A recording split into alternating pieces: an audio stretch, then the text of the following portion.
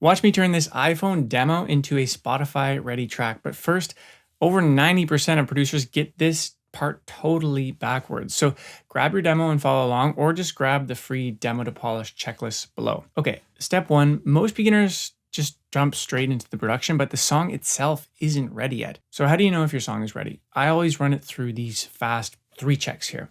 So check 1, the structure. As you can see here, I've laid out mine with markers and I've played it a few times on the acoustic guitar, and that's always a green light for me if it sounds good on the guitar. Check 2, the key. So shift your key of the song up or down to find the best vocal range for yourself. So here I ended up with B flat major, and it made a huge difference.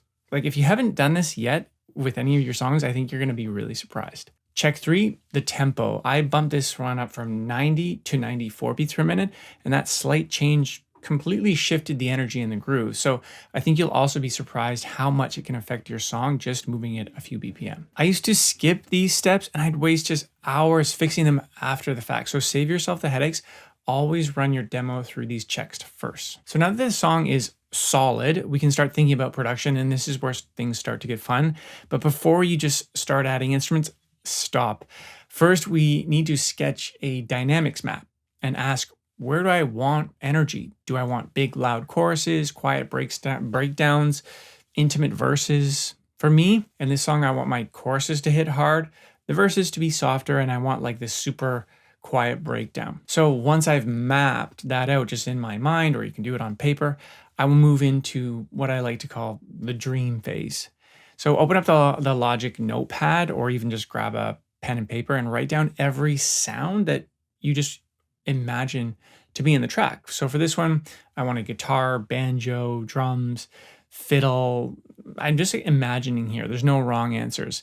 Like, it's your dream. So if you're struggling to come up with ideas, you're like, I don't know what to put in because I'm just new to production, try these 2 idea jump starts. 1, use Suno. It's an AI tool to generate a production for you. You can just get inspired by this, and if you really like something that they produced for you, you can just grab those files. 2, just drag or drop one of your favorite songs right into Logic and use the stem splitter tool, and then you can uncover kind of what's in that production and get inspired by it. So this phase is all about giving your production a North Star of what to move towards. And if you're not sure what to dream up, this checklist in the description is going to guide you through those stages. So get it, it's free in the description. So once you've got your dream sounds down, let's start roll up our sleeves and start building it in step 3, beginning with that instrument that just anchors the song. So first, start with the 3 core elements: the main instrument, a scratch vocal, and then drums and bass. So first, the backbone, the anchor. This is going to be the instrument that holds your chords or rhythm. For me, it's usually the guitar. For you, it might be piano or, flute, whatever. Okay, this is my guitar, and you can see dynamics in these verse sections are smaller than the intro and the chorus sections here. Let's have a listen.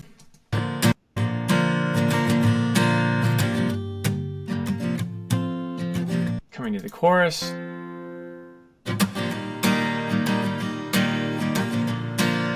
And I got ahead of myself. I added a little reverb there. I got a little cheeky with it. Next, record a scratch vocal. This isn't your final take. It's often something beginners skip on. It's just a rough vocal to build your production around. You're not trying to impress anyone here. You just try to get the emotion down quick in one take. And why is this so important? Because if you wait too long to do this and you don't have any vocals in there, you're just going to be producing in a vacuum. You need that vocal place in there to be your guide of what to produce around. Then build your groove. Start with either drums or bass, whichever you like to play, or maybe whichever one you feel more inspired by. I personally like to start with drums first. So for drums, think about the groove. Do you want to program it yourself? Do you know how to program drums? Can you use the Logic Pro Drummer, or maybe generate a beat with Suno AI, and just pick one that fits? I am not a drummer. I've learned to program drums, but I always keep mine simple. It's worked for every single track I've released. You can check out every single song I have on Spotify. They're all very simple drums. For this one specifically, I'm using drum samples from Splice, and I program just a super simple beat. These are my drums here. And let's just have a quick listen, and I'll break down how I created this. Coming to the chorus. And I got ahead of myself. I added a little reverb there. I got a little cheeky with it. These are my drums here. And let's just have a quick listen, and I'll break down how I created this. So sounds pretty wicked, right? With the acoustic.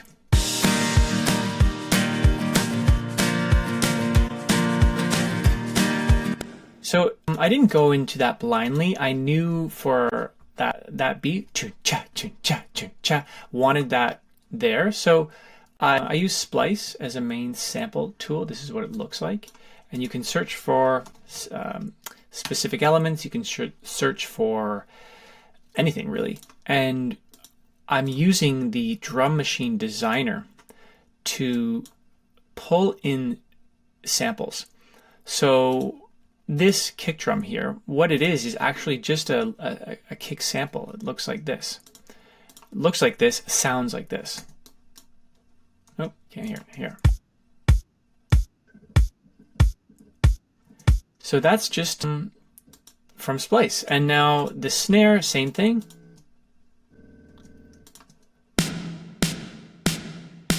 So how I actually created that with MIDI. So if this wasn't there, I drew a MIDI region. I double clicked on this MIDI region and I drew in the notes, and I knew it was a four on the floor pattern. So it would be something like that, and you could do it like that. Okay, if any of that's too fast, just let me know in the comments, and I can help you out with those shortcuts. Again, crash, just a simple sample. And this is where the money is, this snare loop. So this isn't a sample, this is actually a loop that I dragged in and timed. So you can, I searched for Americana, I believe, loop or something of that nature. Hats, again, these are just loops, these aren't even samples.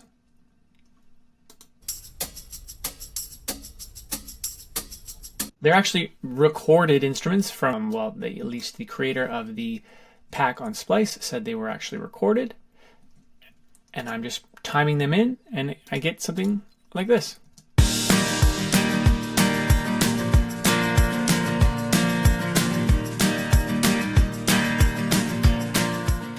For bass, it's all about feel and foundation. Are you going to play it live with MIDI? Do you have a friend that can play it? It doesn't matter how you get there, but just keep it locked to the drums. It's really, really important to get the bass right working with the drums. So here's what I ended up with mine. I've gone and broken them down into separate tracks so I can manage the volume and effects for each specific section. So this is a real bass, pretty uncommon nowadays, right? But if you want to do a software bass, easily could be easily done as well. Track a software instrument.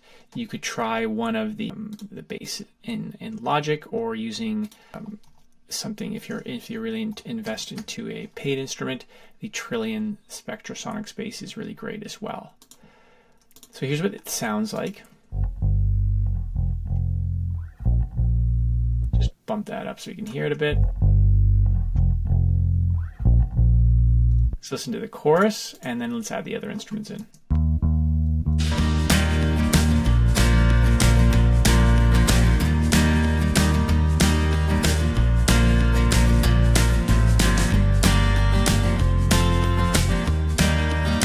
So at this point, you should have, if you're following along, you got your main chord progression, you got your scratch vocal, super important, and then your bass and your drums.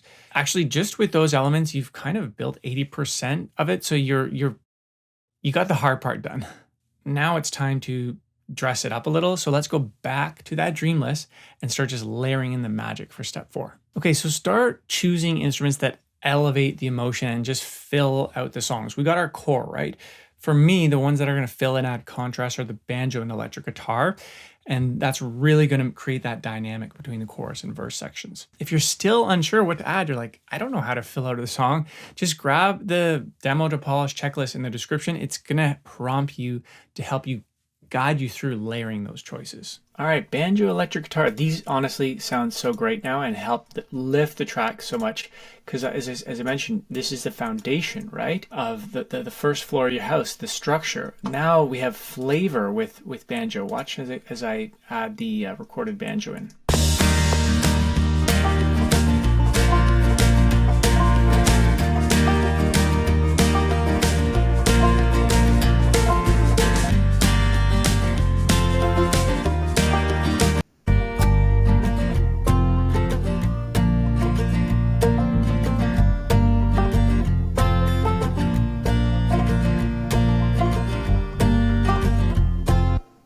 So what's next on your list? For me, it's piano, some ambient keys, and maybe like a fiddle, I'm thinking, to lift that final chorus. So these are pianos. Honestly, this is my favorite part, adding keys, because it adds so much warmth and dimension. So I'm going to also show you an AI track I laid in here as well.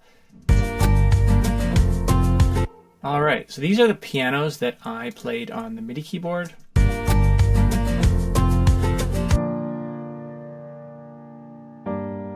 That's just using a Contact software instrument called the Gentleman. And then, yeah, I wanted something. I don't play fiddle. I don't play fiddle. So I asked Suno, hey, write me like a kind of fiddly, synthy part in this last chorus. And this is what it came up with for me.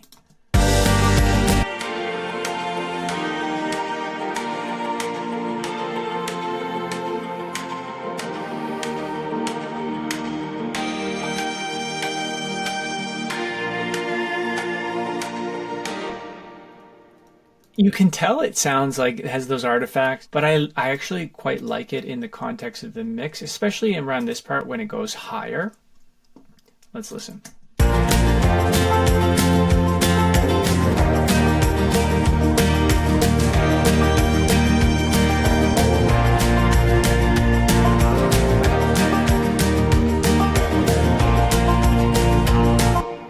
Now that the canvas is filled, it's time to bring the emotion front and center now in step 5, which is we are going to record the lead vocal and harmonies, but lead vocal being the most important part. So thanks to step 1, I'm now singing in the right key, and that means I'm going to be able to sing with total confidence. So here's my process that you can recreate to record lead vocals. So get warmed up and set up your tracks to record and do 5 or 8 takes. Ideally, splitting them up, but if you want to record straight through, you can do that too. I personally like to record the takes in verses and then choruses and then verse 2 and then last chorus, focusing on delivery and emotion. That's it. 2, then just comp the best takes together for a clean performance. So once you've got a solid lead vocal, you can add harmonies or doubles on top of that. This just adds texture and width and totally fills out that emotion and really, really makes a mix lift. Got the lead vocals in. This is honestly the most important part, and you can see, look at all the comps that I've done, different comps, different sections here. I spend a lot of time doing takes to find emotion and then doubling down on that when I find that emotion. It takes me, a few hours to do that, and I like, you can tell kind of from the comps that once I nail on the emotion, it only takes maybe 4 or 5 takes, and I usually end up liking one take, like this one. The first one I did was the one I wanted to roll with. Then I'll mute and hide those and have the actual take itself up here, so I can just have a clean audio file of it. Then harmonies on top of that, one of my favorite things to add. So I'll usually add quite a lot of harmonies. So we have something like this on the chorus. Where everybody knows me by my name, and the pictures on the wall don't ever change. So I often really find it difficult to explain harmony because it's something that I hear, and it's not a gift. I know that a lot of people who play music and hear harmony find it also difficult to teach harmony because it's not an easy thing to teach. Because you can literally physically draw it out on the keyboard, but it's something that you have to fall back on with your ears. So I'm going to try and show you now. So this is a lead vocal. Where everybody knows me by my name. Doubles are the exact same thing. So the same tone, just different takes. Where everybody knows me by my name. And there's a low octave in there as well. And then the harmonies on their own. So these mids. Where everybody knows me by my name. Where everybody knows me by my name. So it sounds awful. Not awful, but it sounds odd on its own, doesn't it? That like a little bit like high. But where everybody knows me by my name. Don't be afraid with it. Things sound bad in solo, because in context, where everybody knows me by my name, and the pictures always in context. That's where the answers are. Because if I sung this alone, or everybody knows me by my name, of course, if that was the lead vocal, it would sound bad, but always in context. Cool. Vocals done, production in place now, but how do you know when it's finished? Like, there's going to be times where you're like, did I do everything? Should it be more? Feel like something's missing. So let's talk about step 6, polishing and mixing. So here's how to know for sure if your song is finished. Honestly, just step away for 2 or 3 days. Don't listen, don't tweak it. Just do something else non-music related. Trust me, that distance gives you the clarity to know when it's done when you listen to it on fresh ears. You'll have the answers. So when you make that answer, you're going to be ready for mixing. And that's the sign that your production is done. So you kind of have to switch headspaces a little bit. So when you're in that mixing space, really it's time to add that polish. If you followed my advice in some of the other videos I teach, you'll know that I love to work in buckets. So I'll have a drums bucket, vocals bucket, acoustic bucket, and I'm not mixing like 50 individual tracks here. I'm mixing these buckets together. So I know that once my drums are relatively mixed, I can just balance the volume fader against the bass bucket. And then I can balance both of those. And then I can bring in my vocals. And then I can bring in my guitars and then keys. So I'm not essentially having to mix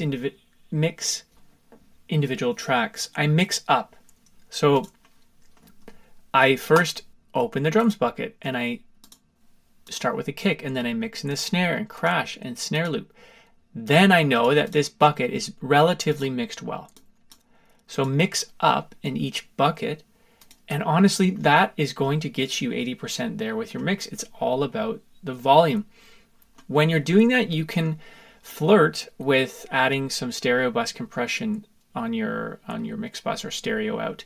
I use the Ozone 11 because it's just really good and does everything in the box better than I can do it myself. So I strongly recommend this plugin. It's paid. You can do the thing in Logic, which is the mastering assistant, which is something similar.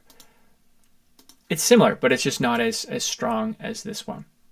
What this is going to do is going to add a lot of glue, width, loudness, do some correction, dynamic EQs, referencing different genres, or you can even upload a target MP3 or wave if you're inspired by another song. And that's going to help you mix in and glue the track together. It's also going to make it feel really good because it's going to make it really loud. This is going to add a lot of polish, but it's not going to save you pennies, if you will. If your volume mix isn't right, this plugin requires great inputs. So your mix, your volume mix, and your levels, all your recordings running into this plugin and your stereo out bus channel can only be as good as the ingredients that lie within your mix, which is why volume is so important. The problem I didn't mention here is the plugins, the tools, those quick Logic workflows that were going to save you hours and 10x your skill from getting that demo to Spotify. So watch this video here, and I'm going to teach you my entire Logic Pro learning system that I've created from watching over 600 hours of Logic Pro tutorials. You're going to want to check this one out. So I'll see you there.